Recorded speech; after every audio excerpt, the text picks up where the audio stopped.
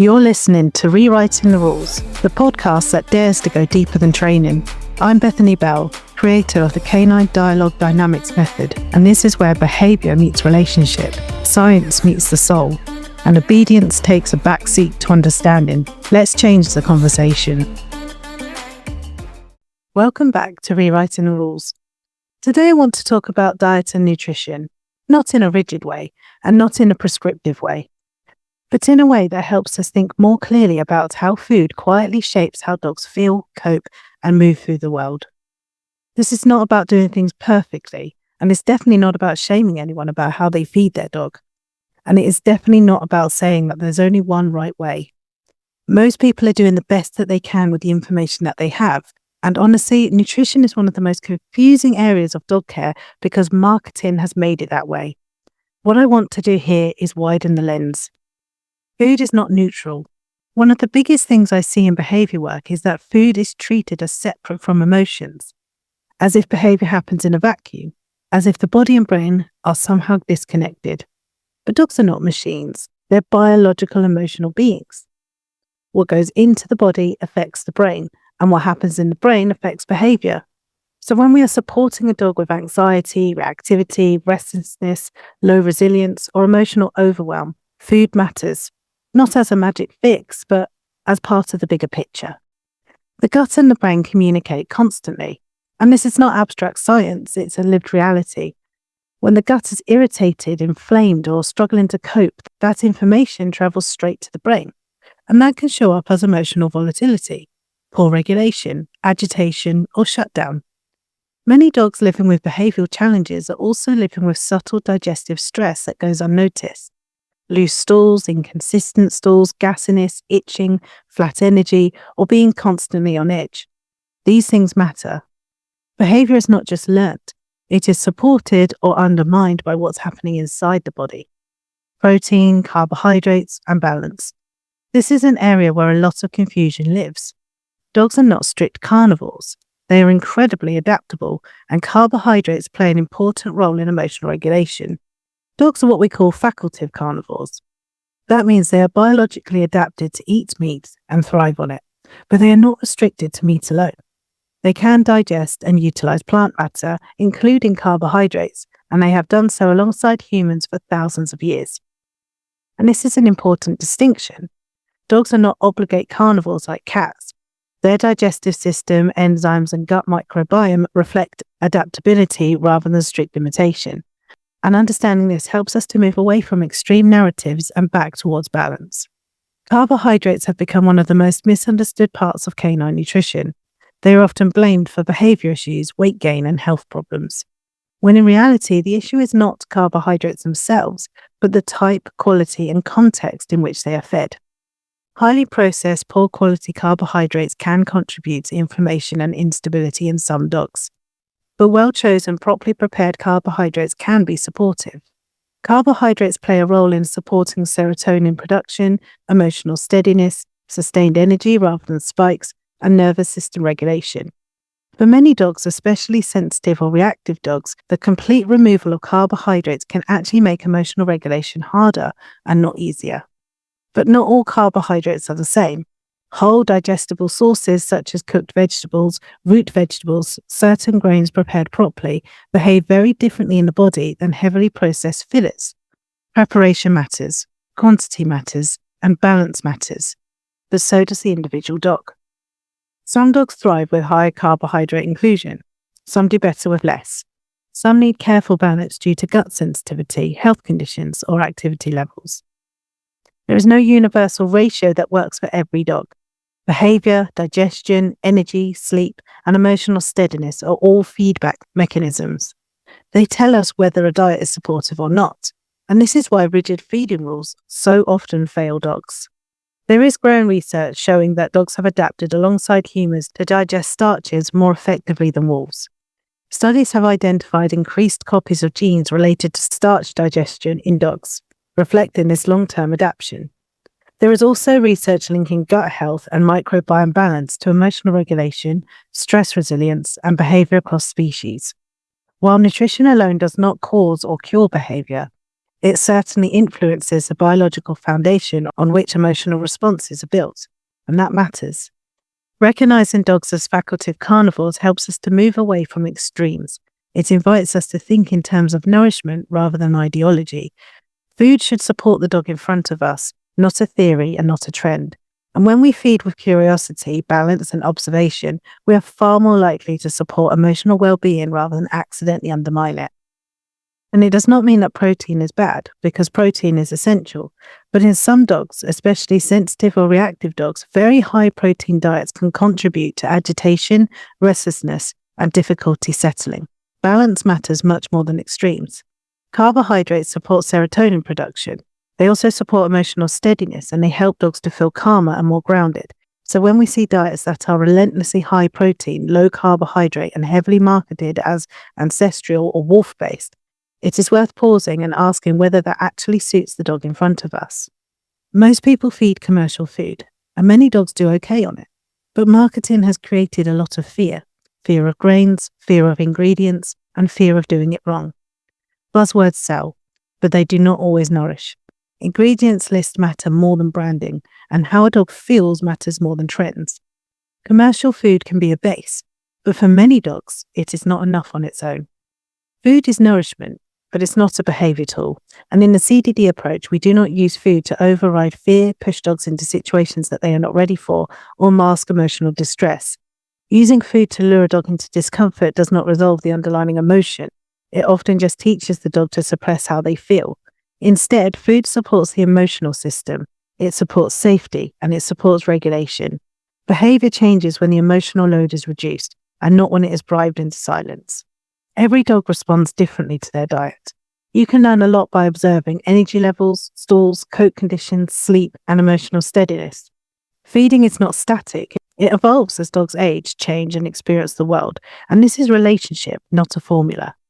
You don't need to do everything at once. You do not need to feed perfectly, and you do not need to panic. Small, thoughtful changes matter. Curiosity matters, and listening matters. Food is one part of how we can care for the whole dog. Not just the body, but the emotional and nervous system too. And when we support the body well, behaviour often becomes easier, not because we have controlled it, but because the dog feels better inside. When we step back and look at diet through this wider lens, something important becomes clear. Food is not just fuel, and it's not just calories. It is not something that sits separately from behaviour. Food supports the nervous system, and it supports emotional steadiness. It supports how resilient a dog feels when life is a bit much. And this is where many well-meaning people get stuck. They are trying to work on behaviour at the surface, while the foundations underneath are still unstable. They are asking dogs to cope, regulate, and respond well, without realising how much internal strain might already be present. And this is not about blaming food for everything. It's about recognising that behaviour does not live in isolation. When a dog is struggling emotionally, we often rush for strategies, more management, more structure, more techniques. But if the body is inflamed, overstimulated, or under-supported, those strategies have a ceiling. Supporting diet is not a shortcut. It's not a replacement for relationship, safety, or dialogue. It's part of creating a state where learning, trust, and regulation are even possible. You do not need to overhaul everything overnight, and you don't need to chase perfect ratios. You don't need to compare your dog to anyone else's. Small, thoughtful changes count. Observation counts, and listening counts. And feeding can become another quiet way we can communicate care, safety, and attunement to the dog in front of us. But let's look at marketing, buzzwords, and learning to read the label. One of the hardest things about feeding dogs well is not lack of care. It is marketing. Pet food marketing is incredibly sophisticated. Packages are designed to look wholesome, natural, and reassuring. Earthy colours, happy dogs, words like natural, ancestral, premium, holistic, and grain-free. And none of these words are regulated in a meaningful way. A bag can look beautiful, it can sound healthy, it can make all of the right promises, and still be deeply underwhelming once you turn it over and read the ingredients. The front of the bag is advertising, the back is information. This is one of the most important mindset shifts people can make. The front of the package is there to sell. The back of the package is there to tell the truth. Pictures, slogans, and claims on the front do not tell you what the dog is actually eating. The ingredient list does, and learning to read it calmly without overwhelm is incredibly empowering. Here are just some red flag ingredients to be aware of. This is not an exhaustive list, and it's not about perfection, but this is just about awareness. So things to be cautious of include unnamed meat derivatives. Phrases like meat and animal derivatives without specifying the source can indicate lower quality and inconsistency. And vague fat sources, for example, just labeling animal fat without any clarification. A heavy reliance on fillers, large amounts of cheap bulking agents used to inflate volume rather than nourish. And in some cases, sugars and sweeteners, including syrups or flavor enhancers designed to increase palatability rather than nutritional value. Artificial colors, flavors, or preservatives. These add nothing beneficial and can be very irritating for some dogs. And a long list of synthetic additives, especially when they appear to compensate for heavily process-based ingredients. Again, this does not mean that dogs eating any of these things are doomed. It just means they're worth noticing. Ingredients are listed by weight before cooking. So if a food lists fresh meat first but follows it with multiple plant or filler ingredients, the balance may not be what it appears. Splitting ingredients into multiple similar items is a common trick. For example, listing several forms of the same carbohydrate separately so none appear dominant on their own. This is not accidental. Buzzwords are not nutrition. Grain-free does not automatically mean healthier. High protein does not automatically mean better. And ancestral does not automatically mean appropriate. These terms trigger emotion. They are designed to bypass critical thinking. The question is never whether a word sounds good. It is whether the food supports the dog in front of you. And we need to bring it back to choice and discernment. You do not need to become a nutritionist overnight. You do not need to analyze every label obsessively. But understanding that marketing and nourishment are not the same thing, this will give you back agency. Turn the bag over, read slowly, and ask simple questions. Does this feel like food? Does it look like food? And do the ingredients sound like food? And that matters much more than any slogan. When we step out of fear-based marketing and into observation and relationship, feeding becomes less stressful. It becomes another place where we choose thoughtfulness over pressure, and that in itself supports emotional well-being. Another area where food marketing can be misleading is around added vitamins and minerals. On the surface, this often sounds reassuring. Words like complete, balanced, and fortified suggest careful formulation and nutritional adequacy. But it is important to understand why so many ultra-processed food rely so heavily on added vitamins and minerals in the first place. Highly processed foods lose a significant amount of their natural nutritional value during manufacturing. Heat processing, extrusion, and long shelf life storage degrade naturally, occurring vitamins, enzymes, and nutrients. To compensate for this, manufacturers add synthetic vitamins and minerals back into the end of production. So when you see a long list of added nutrients, it often tells you less about how nourishing the food is and more about how much was stripped away earlier in the process. This does not automatically make the food harmful, but it does tell a story about how it was made. And when we look at the phrase, nothing artificial added, let's look at what this can and cannot mean. This is where things get particularly confusing. When a package says no artificial additives added, it often means none were added at the final stage of the company's production process. It does not necessarily mean that every ingredient entering the factory was free from additives to begin with. Ingredients such as premixes, flavorings, rendered meals, or fats can already contain preservatives or processing aids added earlier into the supply chain. Because those additives were not added by the final manufacturer, the finished product may still legally claim no artificial additives added. This is not always about deception, it's just about how labeling regulations work. But it does mean that the phrase can give a cleaner impression than the reality behind it. And this is why ingredient transparency matters. Foods that clearly name their ingredients, specify sources, and avoid vague terms tend to offer greater transparency. For example, named meats rather than generic derivatives, clearly identify fats and oils, and fewer ambiguous collective terms. Transparency does not guarantee quality, but vagueness is often a very big red flag. And none of this means that every commercial food is bad, and it certainly does not mean that people feeding these foods are doing something wrong. It just means that the system is complex and the language used to sell food is designed to reassure and not educate. Once you understand that, you are far less likely to feel confused, pressured, or guilty. You do not need to memorize labels and you don't need to chase purity, but knowing that added vitamins and no artificial additives and similar claims can mask deeper processing helps you to step out of marketing and back into thoughtful choice. Turn the bag over, read with curiosity, and observe your dog. That combination will always serve you better than any slogan on front of a packet. Let's also explore home cooking for dogs, because it's actually more simple than it sounds. After talking about labels, marketing, and processing, it is natural for people to wonder about home cooking. And this is where I want to gently reassure you.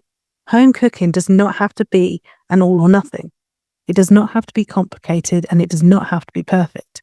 There are many ways to include home-prepared food and all of them could be valid. Some people choose to add home-cooked food alongside commercial food, some do a 50-50 approach, and some move fully into home-prepared meals.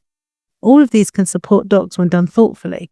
Even partial home cooking can increase freshness, improve variety, support digestion, reduce reliance on ultra-processed food, and even small additions can make a noticeable difference. And it really is simpler than it sounds. One of the biggest barriers to home cooking is the belief that it is complicated or risky. But in reality, feeding dogs fresh food is often far simpler than feeding humans. Dogs do not need endless novelty. They need balance over time and not perfection in every bowl. Once you understand the foundations, home cooking becomes routine rather than overwhelming. And it's about being balanced over time. This is an important principle. Meals do not have to be nutritionally perfect every single day. Balance happens across time. Rotation, variety, and observation matter far more than rigid calculations. This takes pressure off and allows feeding to become something calm and sustainable. Home cooking should never feel like guesswork, and this is why having clear guidance, recipes, and frameworks makes such a difference. I have created extensive recipes, meal planning guidance, and supportive explanation inside our canine nutritional course, which is included as part of all our main courses. And that way you're not left trying to piece everything together from conflicting online advice. At its heart, feeding is another form of care. Whether you feed commercial food, partially home cook, or fully prepare meals, what matters most is that your dog feels supported in their body and their emotional system. There is no badge for doing it one way. There is only the dog in front of you. When we step out of fear, marketing pressure, and rigid rules, feeding becomes much less stressful. It becomes another quiet way that we say, I see you and I'm trying to support you well. And that, more than anything, is what creates change. When we talk about food, we're never really just talking about food. We're talking about the body, we're talking about emotions, and we're talking about behavior. All of these systems are connected. What a dog eats influences their gut. The state of their gut influences the brain. The brain influences emotional regulation, and emotional regulation influences behavior. Nothing exists in isolation. One of the most common feeding habits is repetition. The same food every day for months or years. It is convenient and it feels safe and it is often recommended, but biologically it's limiting. The gut microbiome thrives on diversity. Different fibers, nutrients, and food sources support different beneficial bacteria. When diet lacks variety, microbial diversity can shrink, and reduced diversity is associated with poorer gut resilience and reduced adaptability, and this matters far more than a lot of people realize. Diversity builds resilience. More dietary diversity supports a more diverse microbiome, a more resilient gut, and better communication between gut and brain. And that communication is constant. The gut produces neurotransmitters. It influences mood, arousal, and stress tolerance. It sends signals to the brain about safety or strain. A healthier gut creates a steadier internal environment. And it's a chain reaction. It's where everything links together. More diverse food leads to more diverse microbiome. A more diverse microbiome supports a healthier gut. A healthier gut supports a more regulated brain. A more regulated brain supports emotional steadiness. And emotional steadiness supports the behavior. And this is not theory. This is lived reality for many dogs. When the body feels better, the dog copes better. And dogs who struggle with anxiety, reactivity, hyperarousal, or emotional overwhelm are often carrying a heavy internal load. If the gut is struggling on top of that, behavior work becomes harder than it needs to be. Support in the body does not replace relationship, dialogue, or emotional support, but it creates the conditions where those things can actually land. Feeding with variety, thoughtfulness, and curiosity is not indulgent, it is supportive. It respects the dog as a whole rather than being a set of behaviours to manage. And it turns food from a background habit into an active part of emotional care. So whether you are feeding commercial food, partially home cooking, or fully preparing meals, the principle is the same. Support diversity, support the gut, support the brain. Because when the inside feels better, the outside follows. And that is where real lasting behavioural change begins. So before I finish, I just want to let you know about a small change going forward. This podcast is now coming out every 2 weeks on a Thursday. Alongside these 3 episodes, there will be 2 additional podcasts each month inside my Patreon, where we go deeper into thinking, philosophy, and relationship-led side of living with dogs. And if you'd like to join us there, you can find the link below. I would absolutely love to see you there. The next free episode coming in 2 weeks is one of the most misunderstood areas in the dog world, dog play. We will be looking at what healthy play looks like, what supports emotional regulation, and what is often mistaken for play but really isn't at all. Thank you for being here, thank you for listening, and thank you for rewriting the rules with me. I'll see you very soon.